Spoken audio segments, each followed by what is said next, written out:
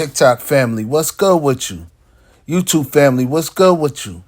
What's poppin' Facebook? What's good? What's good? What's good? Let's get right on into the brass tacks of the situation, shall we? As we proceed, we're gonna continue on with the story of Asmodeus, which is a very, very pivotal story because of the fact that we're all oppressed by the demon Asmodeus in some way, shape, or fashion. All of us suffer from Solomon's worst sin, which was vanity. We're all looking for validation and acceptance. Because of that, we all have insecurities. When I was a child, I used to wonder why we as Christians struggled so much financially, even though we had everything we wanted. But I wanted all of the finer things in life. This was all based in my own insecurities. Unfortunately, for some of us, we don't value the things that we have. We value the things that we want. Yahuwah is the Most High, the holiest of holies. He's the only one that's worthy of praise. We, as man and woman, are made in his image. So it's only right, all of us as gods on this earth, part of the Elohim, represent him properly. We are royalty, and we're worthy of all the things that King Solomon was blessed with. I really wondered why there are so many references of slaves in the Bible. It actually teaches you how to treat your slaves. And reading over and over, the thing I've understood is that slaves are a part of a mentality of people that haven't chosen a direction in their life. They haven't chosen what to serve, what side to be on. So they just exist in the world. They're just alive. They're not living. The Most High did not bless everyone with intelligence.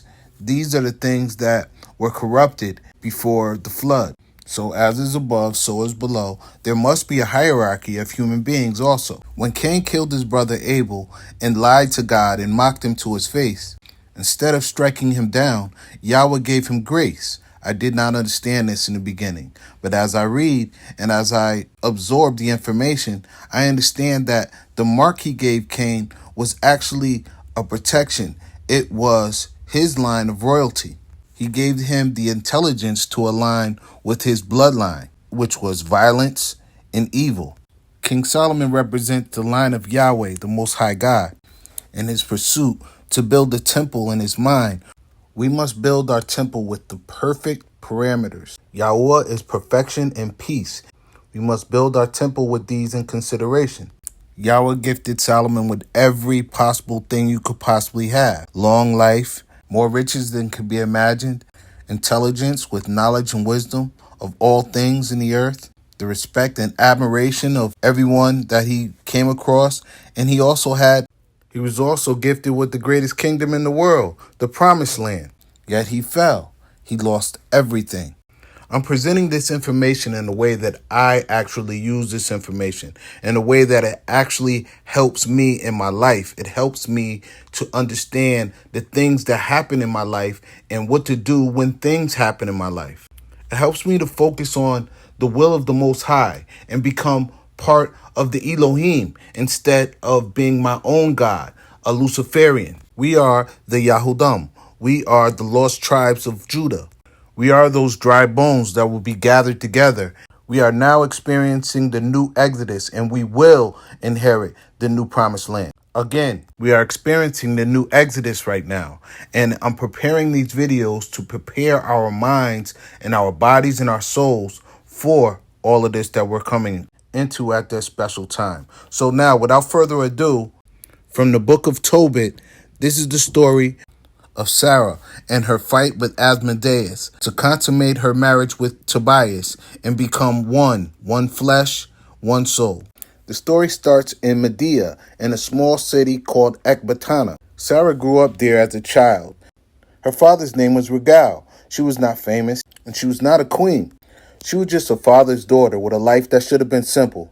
Marriage, a husband, a home, children, the ordinary holiness of covenant love.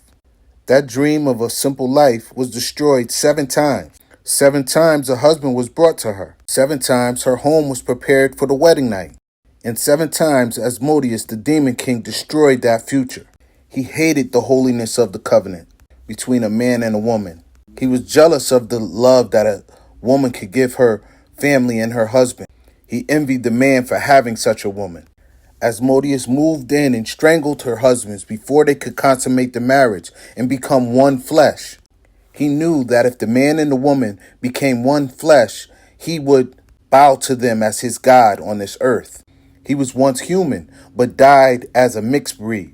His pride led him to believe that he would never bow down to a simple human being. He rebelled against the Most High's decree. The Nephilim pleaded with Enoch. They thought that they were innocent of their crimes that their fathers, the fallen angels, had done in the presence of the Most High. Why, they were just born. They didn't have anything to do with the decisions of their fathers. Asmodeus' father, Samael, was one of the leaders in this rebellion against God with Lucifer. He lusted after Naamah, daughter of Lamech, son of Cain. He lay with her as an abomination to the Most High. Asmodeus was born of that transgression. Like the rest of the Nephilim, Asmodeus succumbed to the flood and hated the Most High for that. And he also hated his creation, the human beings. He vowed they would be his eternal enemy. Asmodeus was jealous of Sara because of her pure heart. His jealousy was fueled by a possessive hatred of her. Each new husband entered her marriage chamber as her rightful husband, and each new husband was removed before he could take his rightful place. The marriage was interrupted at the threshold, where the covenant becomes embodied, where the two become one, flesh of my flesh, bone of my bone. After each of her husbands were destroyed, her household turned ugly. The servant girls began to accuse Sara. They said she was the one that strangled her husbands. Imagine the weight of this situation. 7 graves, 7 ruined wedding nights, 7 weddings for that matter, and all their preparation that comes with those. The families and the grief of the men that were taken away. On top of all of this, the whispers that you were the cause of your own husband's demise. No witnesses, just you and your husband. Only one person comes out, and that's you every single time. Put yourself in the position of Sara. Imagine her grief. Imagine her confusion. This is the definition of oppression. Sara went to her upper room and prayed for her own death. She asked Yahuwah to release her from the pain rather than to experience the shame that she herself did not even earn. We've all experienced dark points in our life such as this, and if you haven't lived long enough to experience, you will experience dark points such as this in your life. Yahuwah's cherished children are the most hated of wickedness and the dark forces of evil. Like all of us, the children of Yahudim, Sara was a perfect target for Asmodeus. She was the perfect woman for a good man, and she needed a good man to complete her as a woman. Asmodeus did everything he could to prevent that. Far away, another household was breaking open. Old Tobit had gone blind. His son Tobias was sent to recover money, and although he didn't fully know it yet, he set out to recover his future. On the road, Archangel Raphael walked with him. Raphael had a disguise. He called himself Azariah. Heaven had already heard 2 prayers at once: Tobias's pain of his father and Sarah's despair, grief, and mourning. At the Tigris, they caught a fish that lunged at Tobias, meaning he made a really strange noise while he breathed in and out. Raphael, who was in disguise, told him to keep the lungs, the liver, and the gall of the fish, not for superstition, but as an appointed means. Unbeknownst to Tobias, the gall would later heal his father's eyes from blindness. The heart and liver were for Asmodeus. When Tobias finally reached Ecbatana, his marriage to Sara was arranged. Fear filled her entire household. Unbeknownst to Tobias, this would be the 8th time that Sara tried to marry. The household believed that Sara was cursed and Tobias was doomed. Sarah's father, Ragal, even dug a grave for Tobias in secret. He was certain the 8th bridegroom would die, like the 7 before him. That night, Tobias did what Azariah, who was the angel of God, Raphael, who was in disguise, instructed him to do. He took the liver and the hearts of the fish and placed them on the intensely hot coals. He let the smoke rise in the room. The smoke drove Asmodeus out of their bedchamber. The king of demons cowered and fled. He fled all the way to Egypt, and Raphael pursued him and bound him hand and foot. Before Tobias and Sara consummated their marriage together to the Most High Yahweh God, the holiest of holy, the exalted. Their marriage rested under his name and not the name of the king of demons. In the morning, the grave that Rachel, her father, dug was unnecessary. The eighth husband lived, the marriage was consummated, and the covenant stood. Tobias's father, Tobit's eyes were healed of blindness. Sara was healed of her grief. Her family's household was healed of the dark depression and confusion that Asmodeus had brought to their family over the years. Sara and Tobias were joined in a covenant marriage, flesh of my flesh, bone of my bone. Their two families came together as one, and they started a nation. They were fruitful, and they did multiply.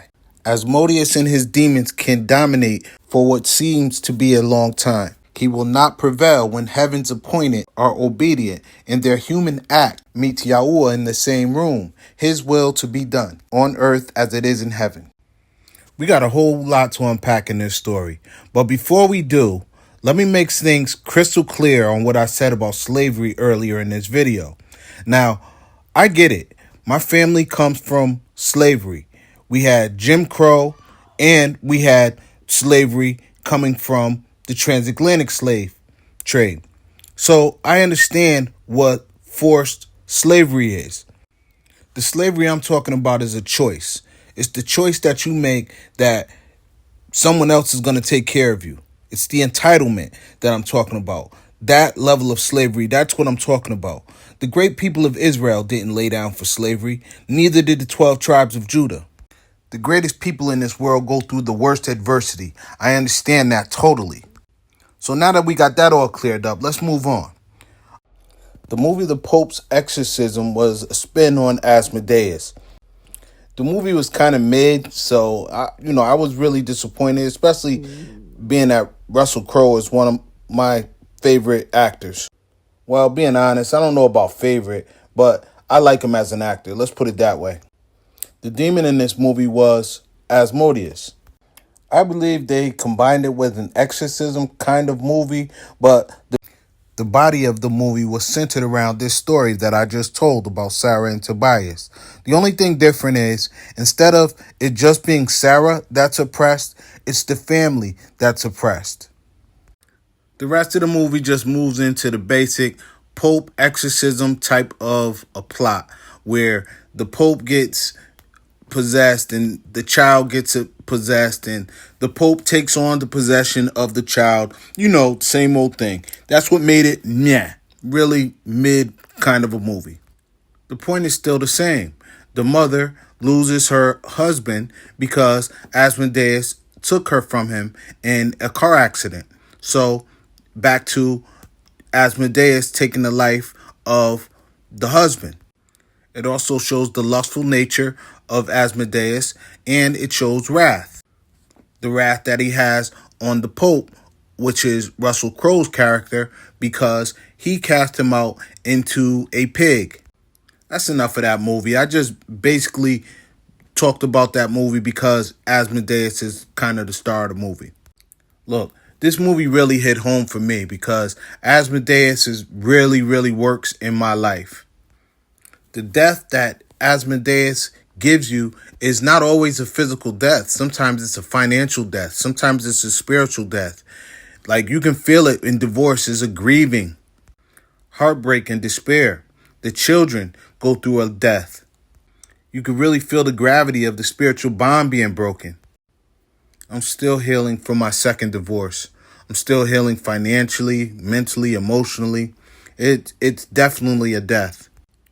But I can say that it was my fault that happened. And a lot of times, like I said, you give in to these demons based on your own sins. I didn't give my marriage to the Most High. I didn't choose her based on what the Most High wanted for me in my life. I actually didn't know how to choose a woman. And the best thing about everything is All of it happened for good. It all was a learning process for me. It all took me down a journey where I actually learned myself. I became a better man because the Most High allowed Asmodeus to wreak havoc on my life. Asmodeus is also the revealer of treasures, and my treasure was revealed. With that, I'm going to land my plane. In my next video, I'm going to break this whole story down, and I'm going to give my thoughts on what I believe that this story means to me.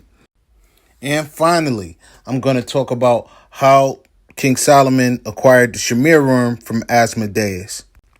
I'm also going to talk a little bit about possession and how I do not believe in exorcism. If you made it this far, there's no reason why you shouldn't be hitting that like button. As a matter of fact, you should be trying to subscribe so you can get the notifications on all the new videos that I'll be coming out with. I come out with at least one video a day. Share the video and don't be afraid to comment. Thanks a lot. May Yahweh be with us, and Yahweh willing, I'll see you tomorrow. Peace. Oh yeah, don't forget about Play Planet. The inspiration behind Plain Planet is not just some flat earth conspiracy theory. It's the idea that your vision of life belongs to you. You don't have to believe something that you've learned in school. You don't have to believe something that science tells you is true. You can believe what you want to believe. You could be who you want to be. This is the essence of Plain Planet. Plain Planet is a clothing line. It's a Christian clothing line on top of it that you can actually wear and be proud of. This ain't churchy or Bible thumping.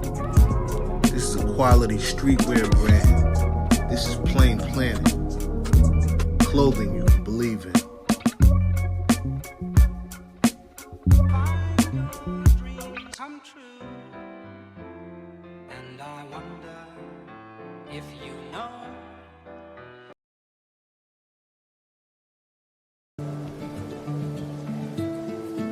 Lo sai qui, lo correrò.